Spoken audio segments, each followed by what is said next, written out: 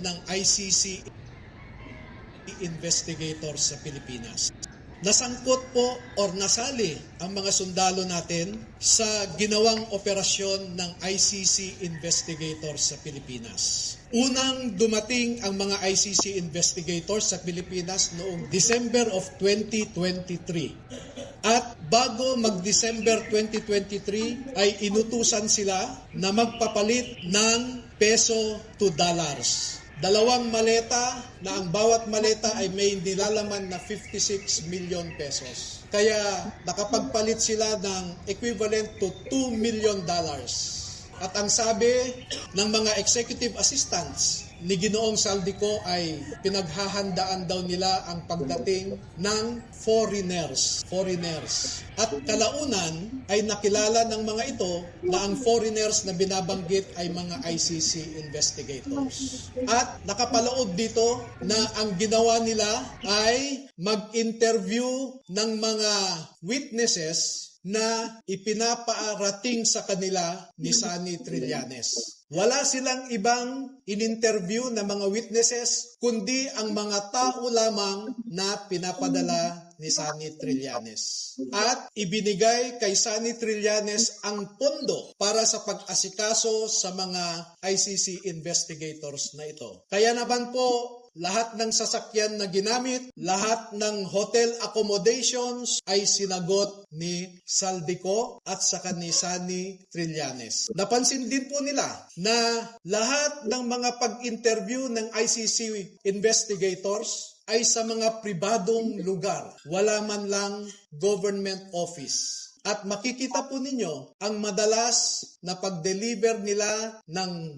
mali-maleta at minsan mga paper bags naman na mga pera patungo sa mga nag-aalaga sa ICC investigators. Lahat ng pagkain nila, lahat ng ginamit nilang sasakyan, lahat ng hotel, lahat ng mga condominium units ay sinagot ng grupo ni Sunny Trillanes at saka ni Saldico.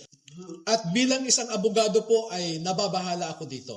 Dahil ang sarili kong konklusyon na hindi naman nilahad ng mga sundalo na ito dito sa affidavit nila. Pero bilang isang abogado ay nakikita ko ang isang mabigat na suliranin ng isang third world country na katulad natin na siya lamang pinag-iinitan ng mga ICC.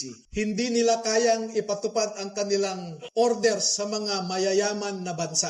Tanging third world countries lang. At ito ang aking obserbasyon. Una, ang ICC investigators did not conduct a bona fide investigation in the Philippines because they only interviewed people sent to them by Sunny Trillanes. Nakapasok din sila sa bilibid prisons para kausapin ang 3 na sentensyahan sa pagpatay kay Kian de los Santos.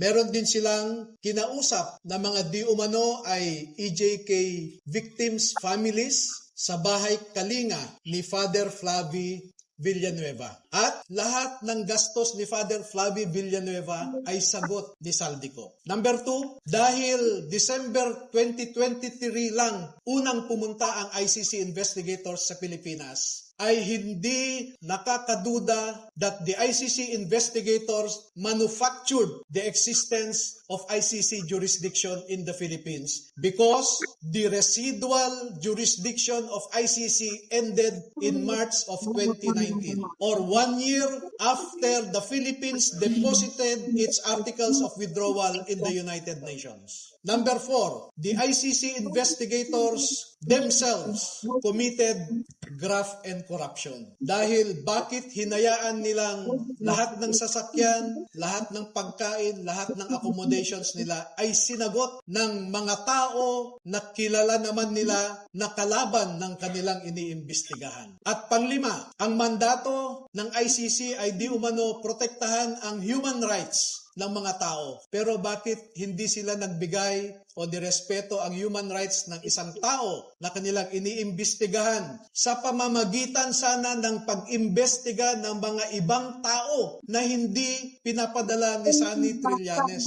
So yan po ang buod ng kanilang affidavit. At una ko nang ipaalam sa inyo na bago po kami magbigay ng buong kopya sa inyong lahat, ay pahintulutan muna ninyo kami na isumite ito sa Office of the Ombudsman para makita natin kung umaandar pa ang sistema sa Office of the Ombudsman. Dahil isa ang ngayong ombudsman natin na binanggit dito sa affidavit. Pangalawa ay magsusumiti rin kami sa ICC mismo para malaman ng ICC so that ICC will know how the ICC investigators conducted themselves in the Philippines. At panghuli ay magbibigay kami ng kopya sa lahat ng embahada ng mga bansa na kasapi sa ICC para malaman nila kung paano gumalaw ang ICC. Alam naman natin na bawat bansang miyembro dyan ay nagko-contribute sa ICC. Pero katulad ng kino-contribute nila, ang mga litrato na naipakita ko sa inyo ay makikita ninyo kung saan pumupunta ang ating mga buwis. Now you know where our taxes go.